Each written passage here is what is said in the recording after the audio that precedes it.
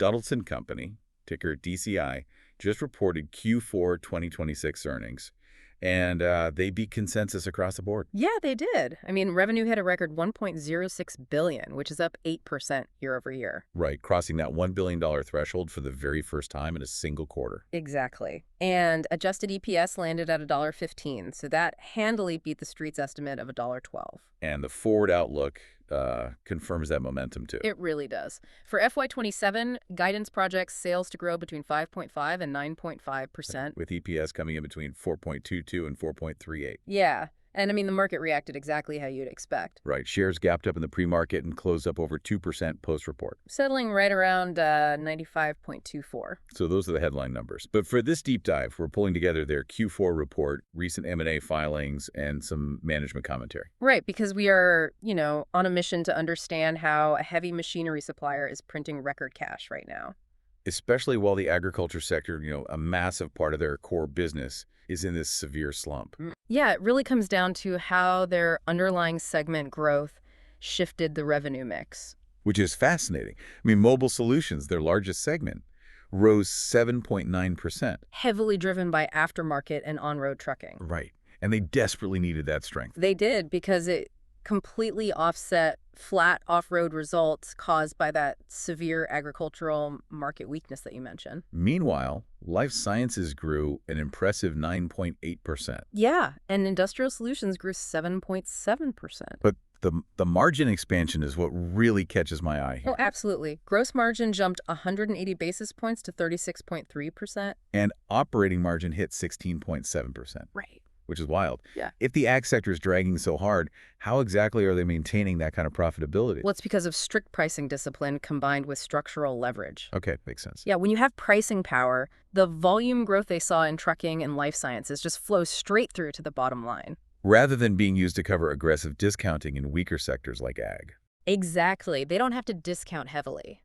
It's like their core filtration technology acts as a master key. I like that analogy. Like once they perfected the complex science of filtering air and fluids for a rugged tractor, they realized they could take that exact same master key and unlock aerospace or life sciences. With minimal re-engineering, yeah. Right. So when farmers aren't buying tractors, the construction and trucking markets easily pull the weight. Precisely. They aren't reinventing the wheel for every industry. They are just adapting it. And that industrial segment growth actually ties right into a major strategic move, doesn't it? Yeah, to acquire more of those locks for their master key, management spent a lot of time detailing their May 2026 facet filtration acquisition. Right, which directly added $30 million to Q4 sales. And it significantly increased their exposure to the aerospace and defense sectors. They also announced a structural reorganization too, right? Yes, they're merging their food and beverage business with microelectronics. Into a brand new process filtration unit. Exactly, to streamline those specialized high-margin markets. Oh, wait, they added $30 million in sales from Facet. Sure, but they had to take on debt to buy them. They did. We saw higher interest expenses this quarter specifically because of that deal. Yeah, that's true. So with interest rates where they are, isn't taking on M&A debt, like right now, eating into this record profitability they're claiming? Isn't that a red flag for the balance sheet? Well, it's a highly logical concern, but this is where we have to look at the mechanics of their cash flow. Okay.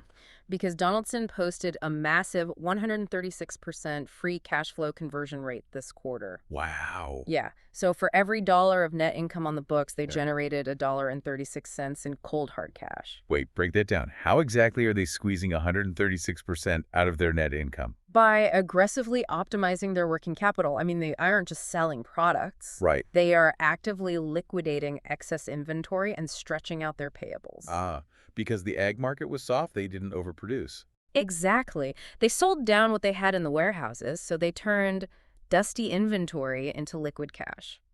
That is incredibly efficient. And they took that massive influx of cash and immediately paid down $102 million of facet-related debt in Q4 alone. Just in one quarter. Ah!